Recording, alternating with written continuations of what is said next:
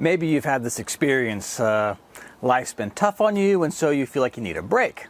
Now, we're all good at something, and so you go do whatever it is that you're good at for a little therapy. Maybe you decide to fix something around the house, or perhaps you engage in some creative outlet. But whatever it is, you find that this activity didn't actually leave you feeling any better. I found myself in this situation recently, and what I've learned is that despite the fact I am not a fisherman, Jesus is telling me that I am fishing on the wrong side of the boat.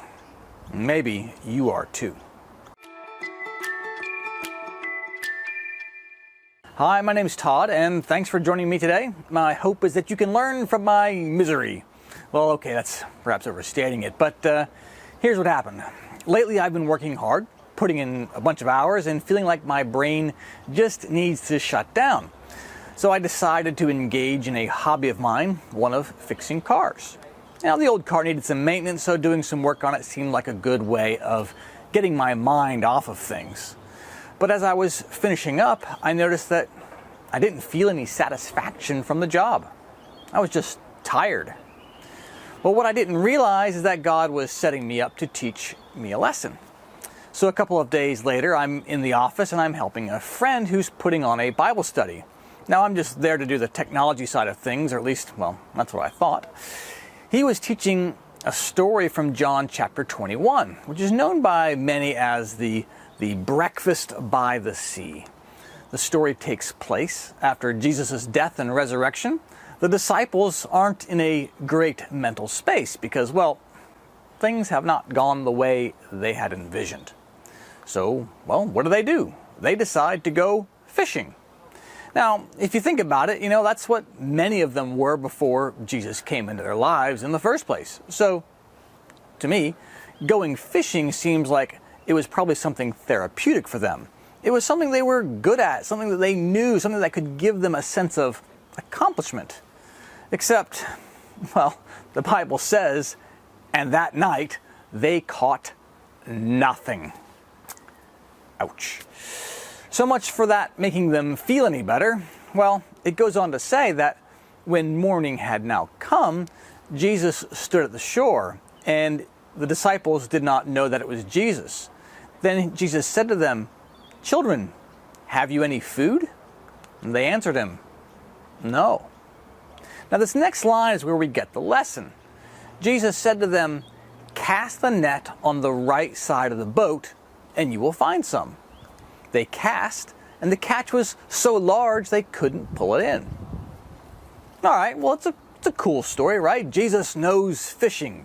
Got that message loud and clear. But if you believe in biblical symbolism, there's a lesson in it for us as well. Are you fishing on the right side of the boat? Now, I don't know much about fishing or fishing boats, but I did learn a bit through this journey.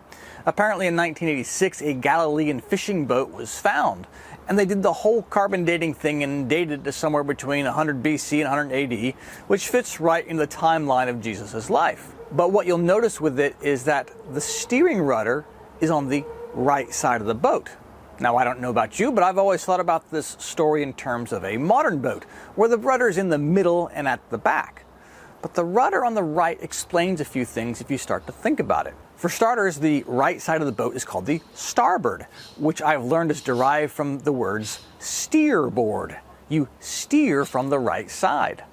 The left side is called port because that's the side of the boat you conducted business from. You put that side of the boat to the port side to get in and out and transact business, right? It makes sense when you think about it. So if you're fishing, you're going to cast your net on the left side because you don't want your net to get tangled up with the rudder that's on the right. Plus, you don't want to have all the weight on the right side. You can actually have the rudder, the guy doing the steering, and the fisherman and the fish on the right side. If you have it all there, it's just too much. Probably going to tip the boat to one side too much. Not to mention that they would likely get in the way of each other, so it makes fishing and steering a problem. So it really makes sense for the disciples to be fishing from the left side. So the point of this little lesson on ancient fishing techniques is to say that what Jesus was asking them to do was to do the job just completely backwards. Now these guys were fishermen. It's the one thing that they knew how to do this, right? They may not be so good at healing people or casting out demons, but they knew how to catch a fish. And you do it by casting your net on the left side. Now, the Bible doesn't say it, but they probably had to untie the rudder and move it and the helmsman to the other side, and basically completely reorient how they went about fishing. And that's what I think we're supposed to be seeing here, that there's a complete reorientation of things. But the question is, what are we supposed to be learning from it? Now, regular viewers know that when it comes to understanding biblical symbolism, I turn to 18th century philosopher, scientist, and theologian Emanuel Swedenborg. Because to my mind, well, he's got the most rational interpretation of the Bible. Anyway, what he says is that we have to understand the symbolism of left and right. And what it comes down to is that right is a primary activity. Think about, being right-handed, which most people are. It's the primary side, which is acting symbolically from love and kindness. And left is a secondary thing, which is acting from truth. This actually makes some sense because the storms in Galilee are known to come up quickly. So you'd want your best man with the strongest right arm steering you back to safety. Fishing was certainly important, but living to fish another day was even more important. In this story, what we're being told is that the disciples' primary activity is actually steering the boat, which is symbolic of us when we make navigating through our life the primary activity. Like, it can be really easy to get caught up in all the navigating or the steering. We get up, we go to work, we say the right things, we pay the bills, we buy the groceries, we do our errands.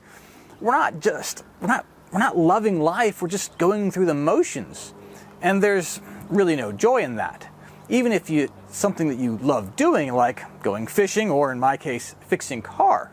So what Jesus was saying to them was to make fishing the most important thing.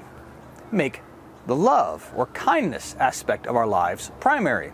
When you're feeling unsatisfied with things, ask yourself, are you just steering your life? Or are you making the goodness and kindness of being useful the most important thing? Like with the disciples, it can feel like Jesus is asking us to do things backwards. Survival is the most important thing, right? Paying the bills is the most important thing. Getting to work is most important. Then, if we have time, we can do the things that we enjoy and love to do. But isn't catching fish the primary goal? Isn't acting from love the better priority? Well, what Jesus is saying is that if we make love the priority, we'll actually get what we were seeking in the first place. I do think there's some qualification to all this, in that we do need to know how to steer, and probably even need to start out steering on the right side, because, well, the disciples had been following Jesus for years. So they knew his teachings, and therefore they knew how to navigate life well. So you do have to take this lesson in context with the larger story.